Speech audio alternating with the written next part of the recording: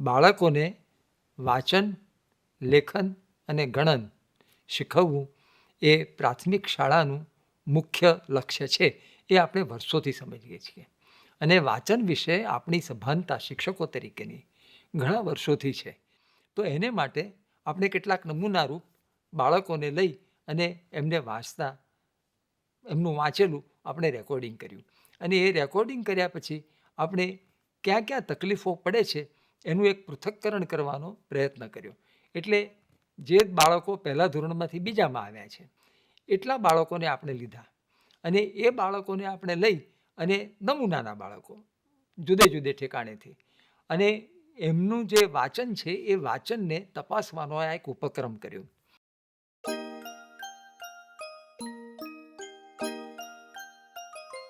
વાંચવાનું છે ધોરણ પ્રમાણે હું બોલાવીશ. હું જેને બોલાવું એ ધોરણમાંથી આવશે. શું નામ છે બેટા? કૃષ્ણ. કૃષ્ણા. સરસ.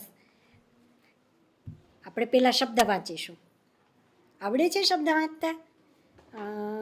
વાંચ. આ શું લખ્યું છે?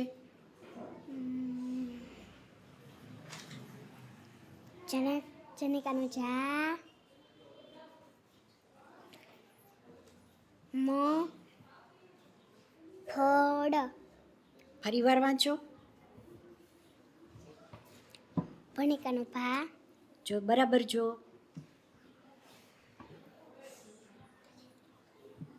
અહીંયા જોવાનું બેટા, લખેલું છે અહીંયા લખેલું છે ને? હા, કે ત્યાં લખેલું? જનકાનું જા, ભો. આ જોતો બરાબર જોતો. ફરી વાર એનો એ જ શબ્દ ફરી વાર. જનકાનું જા, જનકાનો જા બેટા બોલે છે તો આને ખાલી જા ના કહેવાય? જા. જા, આ જા છે તો આ શું છે? ગા. ગા. આ શું છે? ના. બરાબર. તો પછી આટલું સરસ તો વાંચતા આવડે છે. ફરી વાર વાંચ. આ શું છે? જા, મો, ફો, ઓડો. શું વાંચ્યું? શું વાંચ્યું તે? શું વાંચ્યું એને? બરાબર જ છે.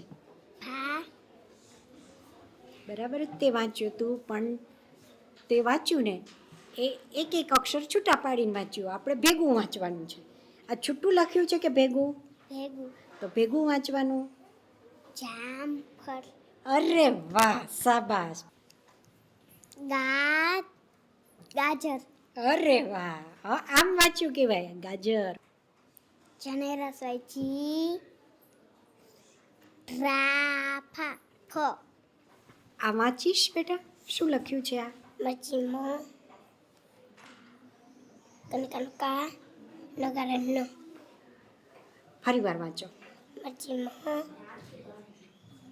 કનકાનું કા, નગારે ન.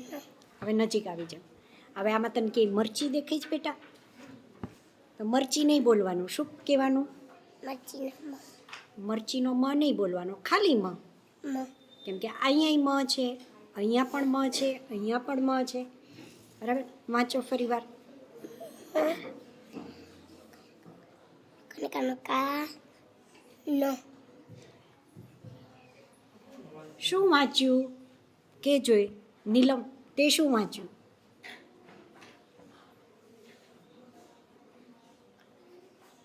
ખ્યાલ આવ્યો? શું વાંચ્યું એ ખ્યાલ આવ્યો બેટા? ન આવ્યો ને? ફરી વાર વાંચીએ. મ, કનકાનું કા, નો. કને કાનો નહીં બોલ, ખાલી કા બોલ. કને કાનો કા થાય તો નને કાનો ના. મને ગને કાનો ગા. તો આને શું કહેવાય? ગા કહેવાય. આ ના તો આ કા કહેવાય. કા. હવે વાંચ. કા, રો, ના, નો. ન. ફરી વાર વાંચ. મ, કો,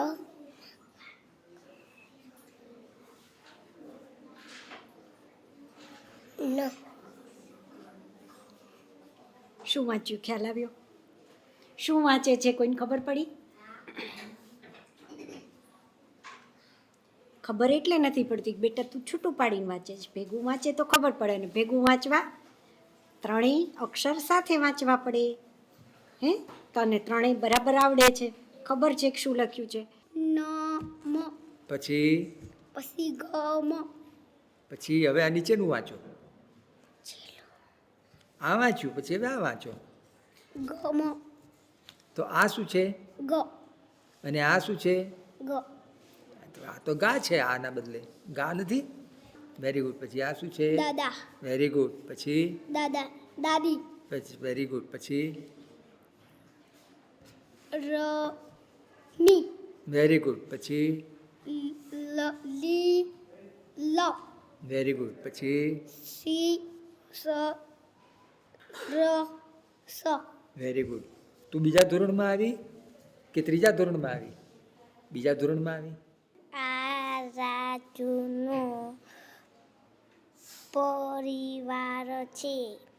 આજના ઘરમાં તેના દાદા દાદી રહે છે. રાજુની નાની બહેન છે. તેનું નામ આશા છે. આશા પાસે ઢીલ ગલી છે. રાજુ પાસે લાલ માટર છે. રાજુના પપ્પા નોકરી કરે છે. તેની મમ્મી આરસી છે. જાય છે. સરસ. તે વાંચ્યું, શું વાંચ્યું ખબર પડી બેટા? હે કોની વિશે વાંચ્યું તે? દાદી દાદી વિશે વાંચ્યું. દાદી માટે કયો શબ્દ વાપર્યો છે?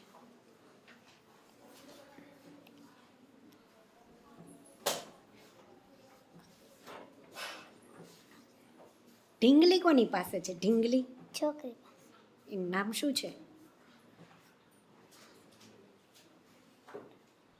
ક્યાંય લખ્યું છે? રાજુ રાજુ.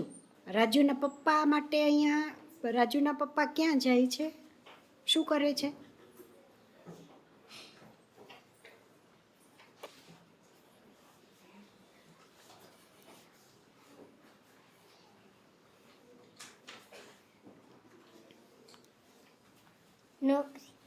નોકરી કરે છે.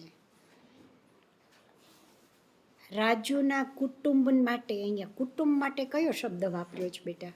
આખા ફકરામાં જોતો.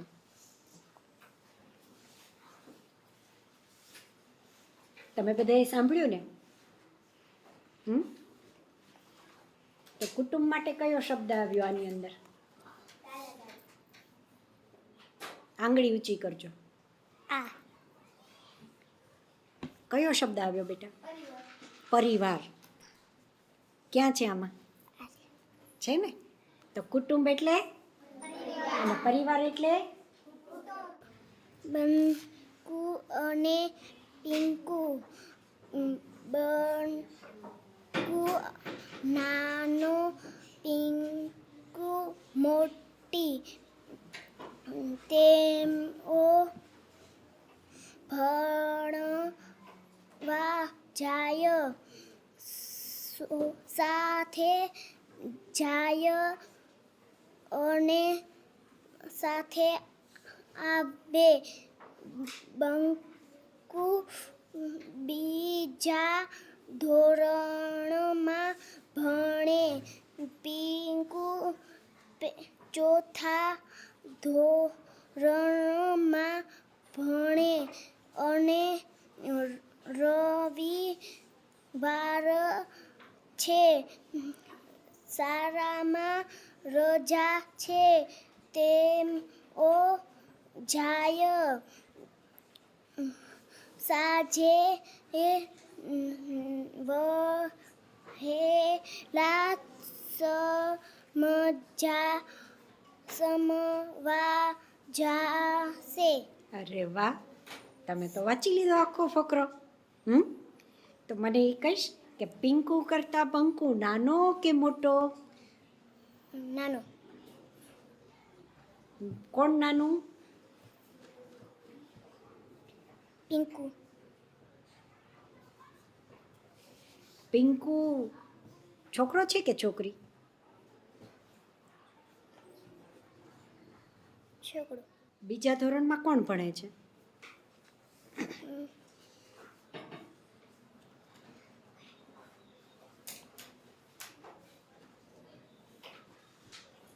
પિંકુ. પિંકુ. ક્યાં લખ્યું છે પિંકુ બીજા ધોરણમાં ભણે છે?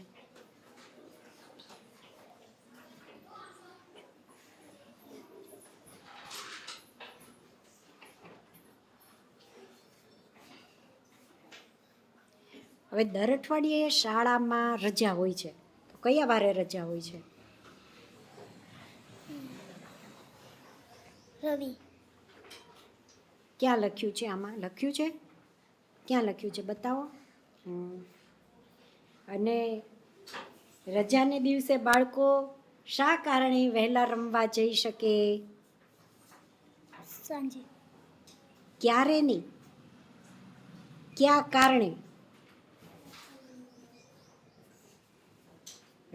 રમવા તો રોજ જાય ને બાળકો, પણ રવિવારે કેમ વહેલા વયા જાય? શા માટે વહેલા વયા જાય રમવા? રજા આવે. રજા આવે એટલે. હા, સરસ સરસ. જુદી જુદી શાળાના ધોરણ પહેલાં અને બીજાના બાળકોએ જે વાંચ્યું એ તમે સાંભળ્યું, એ ઉપરથી તમે સમજી શકશો કે આ બાળકો વર્ણો વાંચતા શીખ્યા છે અને પછી એ વર્ણોને ભેગા કરીને શબ્દો કરવાનો પ્રયત્ન કરે છે. એટલે હજુ આપણે વર્ણ વાંચન પદ્ધતિમાંથી બહાર નીકળી શક્યા નથી અને આને કારણે બાળકો આખા શબ્દો વાંચતા નથી, એટલું જ નહીં, આખા વાક્યો તો બહુ દૂરની વાત રહી એવી સ્થિતિ થઈ છે.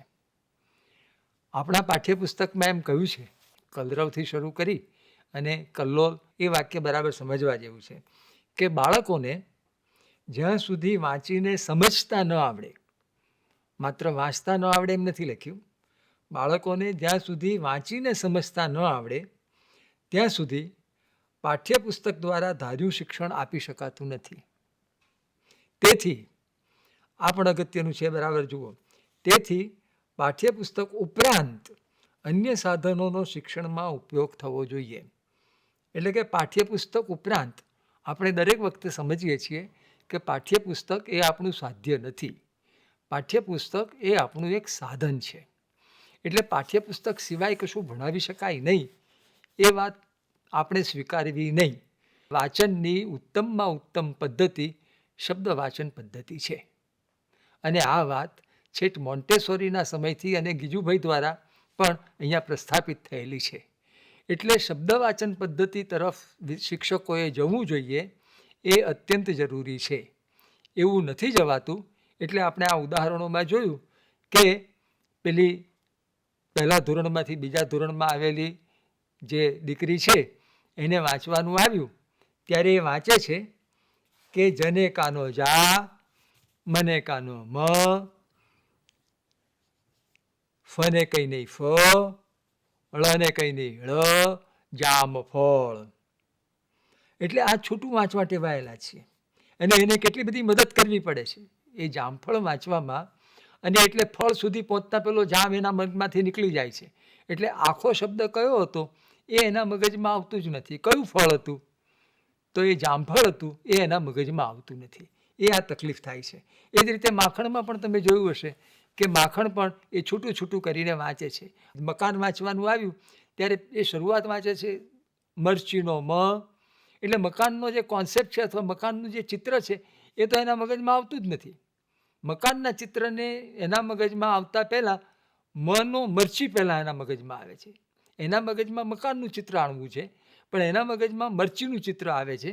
પછી કને કાનો કા, અને પછી ન એકલો તો વાંચતી નથી, નગારાનો ન એટલે પાછું નગારું આવ્યું. મરચી અને નગારું બે આવ્યા પછી ત્રણેય ભેગા કરે અને પછી કે મકાન, એટલે મકાન એટલે મરચી વત્તા નગારું, એવો એના મનમાં અર્થ થાય.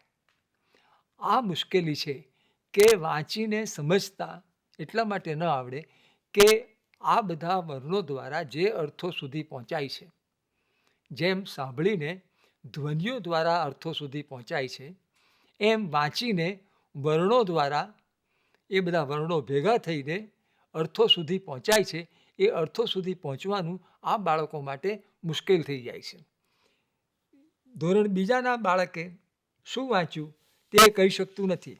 દાખલા તરીકે એને કુટુંબ એટલે શું, પરિવાર, એવું ધોરણ બીજાનું એક બીજું બાળક પિંકુ અને બંકુ એના થોડાક વાક્યો વાંચે છે, ત્યારે એને એ પણ ખબર નથી પડતી કે પિંકુ છોકરો છે કે બંકુ છોકરો છે, કે બે છોકરીઓ છે કે બે છોકરાઓ છે, કોણ બેન છે કોણ ભાઈ છે, એની કશી ખબર પડતી નથી.